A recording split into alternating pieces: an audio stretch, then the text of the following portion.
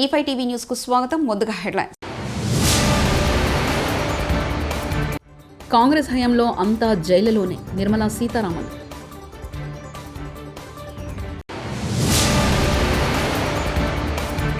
పోలవరంలో సీఎం చంద్రబాబు పర్యటన.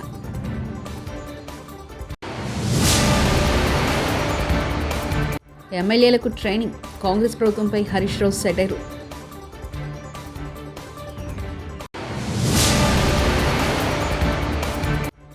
మోహన్ బాబు వివాదంపై స్పందించిన రాచకొండ సిపి. పదవుల కోసం కాంగ్రెస్ పార్టీ రాజ్యాంగాన్ని అగౌరవపరిచిందని కేంద్ర ఆర్థిక శాఖ మంత్రి నిర్మలా సీతారామన్ విమర్శించారు. సోమవారం రాజ్యసభలో సంవిధాన్ గౌరవ్ యాత్ర పేరిట చర్చలో భాగంగా భారత రాజ్యాంగంపై మంత్రి నిర్మలా సీతారామన్ ప్రసంగించారు. ఈ సందర్భంగా గత కాంగ్రెస్ పార్టీ పాలనపై నిప్పులు చెరిగారు. కేవలం కుటుంబ లబ్ధి కోసమే రాజ్యాంగ సవరణలు చేసిందన్నారు. I feel humbled that this opportunity has been given to me. I thank the entire House and seek your indulgence if I come up with some thoughts which I'd like to share, which any member could have a difference of opinion. But I start again by paying homage to all the 389 members of the Constituent Assembly. Andhra Pradesh ముఖ్యమంత్రి నారా చంద్రబాబు నాయుడు ఇవాళ సోమవారం పోలవరంలో పర్యటిస్తున్నారు. Polavaram project hill view హెలిప్యాడ్కు చేరుకున్నారు. అక్కడి నుంచి hill view point నుంచి project పరిశీలించనున్నారు. Project పనుల గురించి సీఎం చంద్రబాబు అధికారులకు వివరించారు. పోలవరం పనులపై అధికారులు, ఇంజనీర్లతో చంద్రబాబు సమీక్ష చేయనున్నారు. ప్రాజెక్టు పురోగతి, నిర్వాసితుల పునరావాసంపై చర్చించనున్నారు.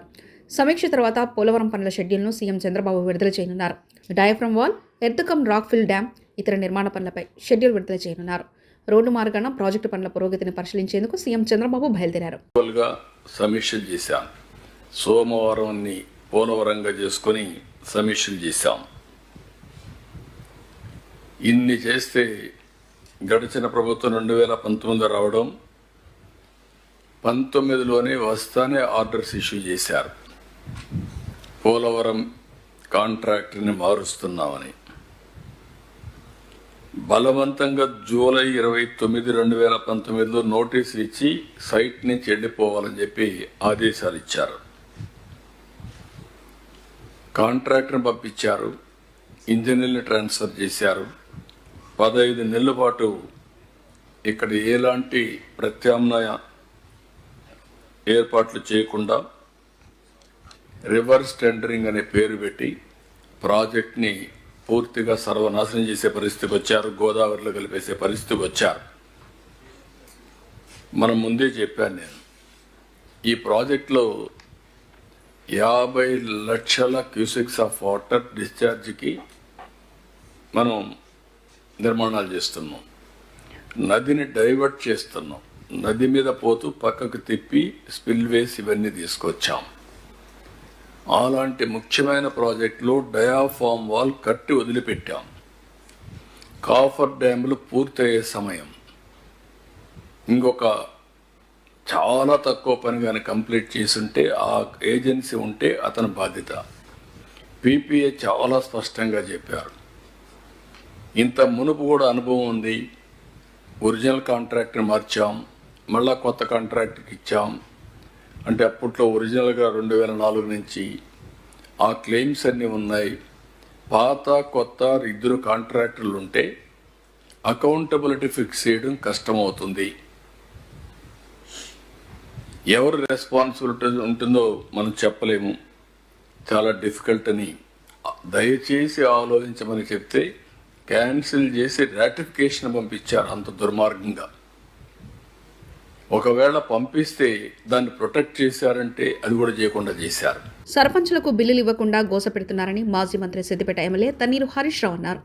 తెలంగాణ అసెంబ్లీ సమావేశాలు ఇవాళ సోమవారం ఉదయం 10 గంటలకు ప్రారంభమయ్యాయి. ముందుగా ప్రశ్నోత్తరాల సమయం కొనసాగింది. తర్వాత సభలో ప్రభుత్వం 2 కీలక బిల్లులు ప్రవేశపెట్టింది. Young India physical education and sports university bill, Telugu యూనివర్సిటీల చట్ట సవరణ బిల్లును ముఖ్యమంత్రి రేవంత్ రెడ్డి అసెంబ్లీలో ప్రవేశపెడతారు. పల్లె ప్రగతి ప్రారంభమైన తర్వాత 3,300 కోట్ల రూపాయలు 3,300 కోట్ల రూపాయలు మేము గ్రామ పంచాయతీలకు ఇచ్చాం. ఒకవేళ మీరు ఆ పద్ధతిని కొనసాగించుంటే నెల 275 కోట్లు ఇచ్చుంటే ఇవాళ ఈ బకాయిలు ఉండేటియే కాదు అనేటువంటి విషయాన్ని మనం చేస్తా ఉన్నా. ఇవాళ కాంగ్రెస్ పార్టీ ఈ సర్పంచుల పాలిట పేద కాంట్రాక్టర్లు ఎంపీటీసీలు జెడ్పీటీసీల పాలిట ఈ హస్తం గుర్తు భస్మాసుర హస్తమై కూర్చున్నది. ఇవాళ వాళ్ళ ఉసురు పోసుకుంటున్నారు.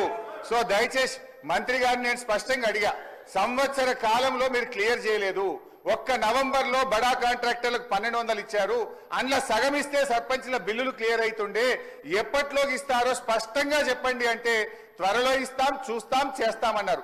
ఏడాది అయినాక కూడా చూస్తాం, చేస్తామనేటువంటి మరి బాధ్యతారహితమైన సమాధానం మంత్రి గారి నుంచి వచ్చినందుకు ఈ సభ నుంచి మా తీవ్ర నిరసన శాసనసభను తప్పుదోవ పట్టిస్తున్నారని, తాము సభా హక్కుల ఉల్లంఘన నోటీస్ ఇచ్చామని బీఆర్ఎస్ వర్కింగ్ ప్రెసిడెంట్ మాజీ మంత్రి కల్వకుంట్ల తారక రామారావు తెలిపారు. సోమవారం ఆయన అసెంబ్లీ లాబీ వద్ద మీడియాతో చిట్చాట్గా మాట్లాడారు. గతంలో సీఎం కిరణ్ కుమార్ రెడ్డిపై ఉల్లంఘన నోటీసులు ఇస్తే చర్చకు వచ్చిందన్నారు. ప్రోటోకాల్ సమస్యలను స్పీకర్కు వివరించామని, లగచర్లపై చర్చకు తాము సభాపతిని అడిగామని, బీఎస్ఈలో కూడా ఈ అంశాన్ని లేవనెత్తుతామని చెప్పారు.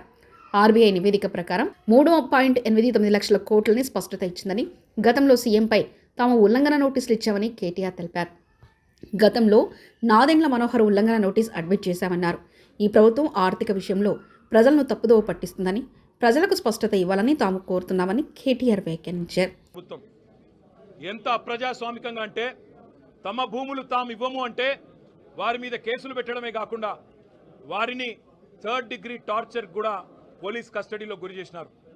అక్కడ ఉండే ఎస్పీ గారికి వీడియో కాల్ చేసి వాళ్ళని కొడుతుంటే ఆయన అక్కడ తిరుపతి రెడ్డి గారు ఎస్పీ గారు చూసి ఆనందించేలాగా కరెంటు షాకులు పెట్టి 3rd డిగ్రీ టార్చర్ చేసి వాళ్ళని హింస పెట్టింది రేవంత్ రెడ్డి ప్రభుత్వం.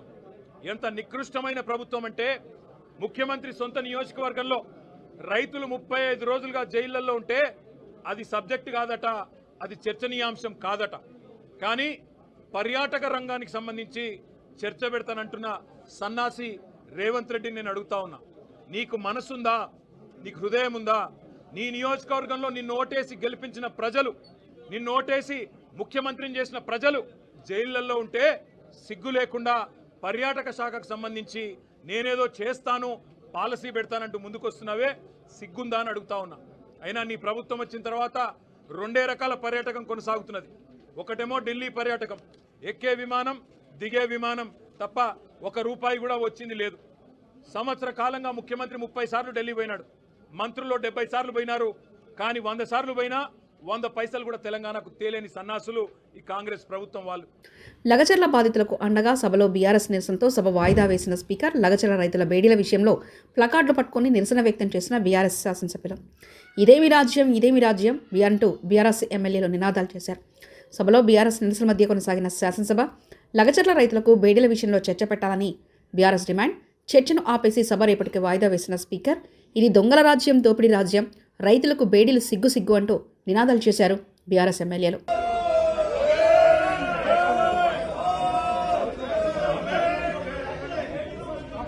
బూతులు మాట్లాడే కాంగ్రెస్ నాయకులకు సమయం ఇస్తున్నా, ప్రశ్నలు అడిగే మా సమయం వచ్చే వరకు వాయిదా వేస్తున్నారు. లగచర్ల, రామన్నపేట నుంచి దిలావర్పూర్ వరకు ప్రభుత్వం చేస్తున్న హింసాత్మక ఘటనపై బీఆర్ఎస్ పార్టీ తరఫున పోరాటం చేస్తామంటూ మాజీ మంత్రి జగదీష్ రెడ్డి వ్యాఖ్యానించారు. అవకాశాలు ఇచ్చే పరిస్థితి, మా ప్రశ్నలు వచ్చే సమయానికి వాయిదా వేయటం, మేము చాలా స్పష్టంగా చెప్తా ఉన్నాం. స్పీకర్ గారు ప్రభుత్వంలో భాగం కాకూడదు.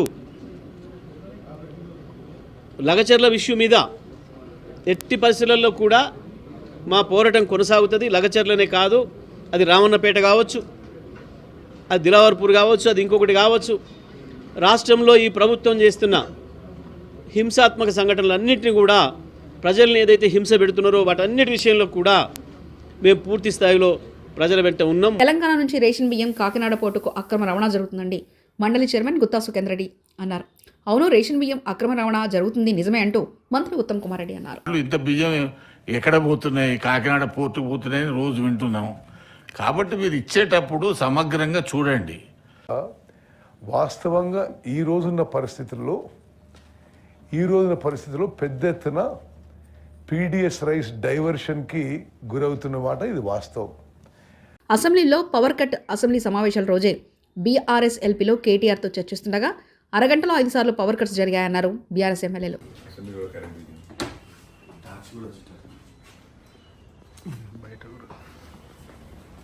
శృతిమించుతున్న కూటమి కక్ష సాధింపు చర్యలు, అక్రమ కూల్చివేతలు అడ్డుకోవడానికి వచ్చిన వైఎస్ఆర్సీపీ నాయకుడు బియ్యపు మధుసూదన్ రెడ్డిపై తప్పుడు కేసులు బనాయించి అరెస్ట్ చేయాలని చూస్తున్నారు. అధికారులను దుర్భాషలాడారు. అవి అబద్ధపు ఆరోపణలు చేస్తున్నారు.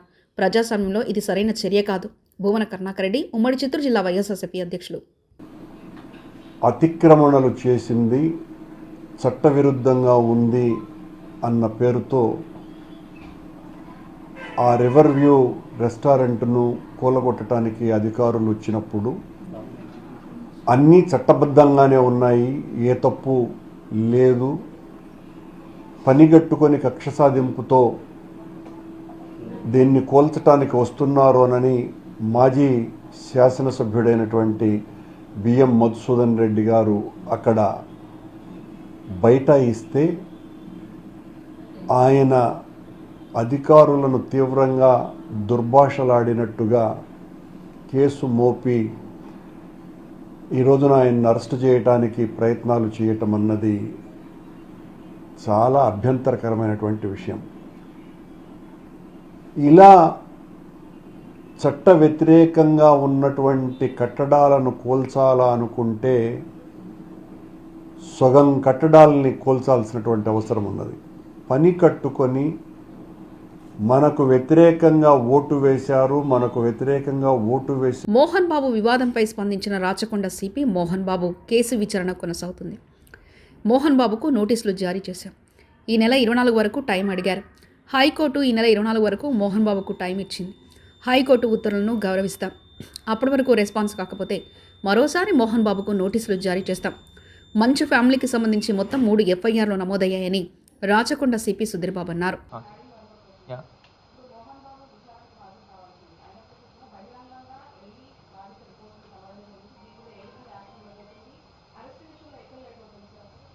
లేదు, అరెస్ట్ విషయం లేట్ ఏం కాదు. దాంట్లో మాకు ఇంకా మెడికల్ సర్టిఫికేట్ అవన్నీ తీసుకోవాల్సింది. దాని తర్వాత మేము ఆయన నోటీస్ ఇచ్చాము. ఆయన 24th వరకు టైం అడిగారు. Maybe out of is concern for him ఈ వెంట్ దేర్. దానికి మేము ఫస్టే మేము అగేన్స్ట్ చూపించలేము. కాకపోతే ప్లస్ ఆయన ఇంజూర్డ్ అయినాడు కాబట్టి ఆయన వల్ల వెళ్ళి ఉంటారు. కానీ చట్టం ఏ ప్రకారం ఏది తీసుకుంటే అది మేము తప్పకుండా చర్య తీసుకుంటాం. ఏపీ నుంచి 3 రాజ్యసభ సభ్యులుగా ప్రమాణం. ఏపీ నుంచి ఎన్నికైన 3 నేతలు రాజ్యసభ సభ్యులుగా ప్రమాణం చేశారు. రాజ్యసభలో చైర్మన్ జగదీప్ ధనఖండ్ వారి చేత ప్రమాణం చేయించారు. రాష్ట్రం నుంచి ఖాళీ అయిన 3 రాజ్యసభ స్థానాలకు ఇటీవల జరిగిన ఉప ఎన్నికల్లో టీడీపీ నుంచి బీదా మస్తానరావు, సానా సతీష్ బాబు, బీజేపీ నుంచి ఆర్ కృష్ణయ్య ఏకగ్రీవంగా ఎన్నికైన విషయం తెలిసిందే.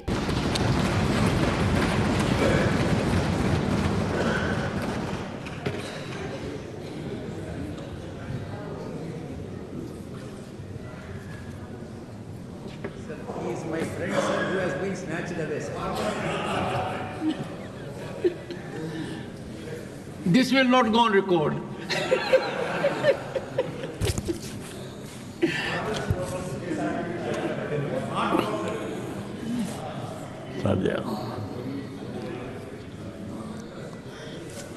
యాగా కృష్ణయ్యను నేను రాజ్యసభ యొక్క సభ్యునిగా ఎన్నుకోబడిన వాడనై శాసనం ద్వారా స్థాపితమైన భారత సంవిధానం పట్ల యథార్థమైన శ్రద్ధానిష్టలను కలిగిందుననియు భారతదేశం యొక్క సార్వభౌమతను మరియు అఖండతను సమర్థించుననియు నేను చేపట్టనున్న కర్తవ్యంను శ్రద్ధాపూర్వకంగా నిర్వహించుననియు దైవ సాక్షిగా ప్రమాణం చేయుచున్నాను. నంద్యాల జిల్లా ఆలగడ్డలో సినీ నటుడు మంచు మనోజ్ దంపతులు పర్యటించారు. ఆలగడ్డ మాజీ ఎమ్మెల్యే భూమా శోభా నాగిరెడ్డికి నివాళులర్పించేందుకు మంచు మనోజ్ ఆయన సతీమణి భూమా మోనిక ఆలగడ్డ చేరుకున్నారు. శోభా నాగిరెడ్డి సమాధి వద్ద పుష్పాంజలి ఘటించారు.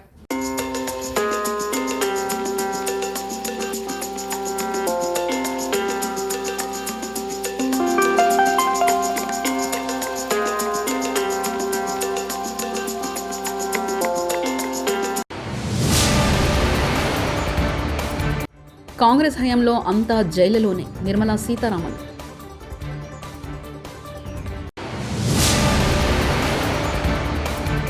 పోలవరంలో సీఎం చంద్రబాబు పర్యటన.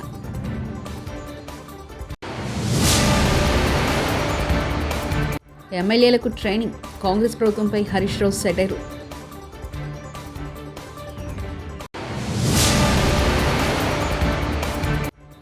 మోహన్ బాబు వివాదంపై స్పందించిన రాచకొండ సిపి.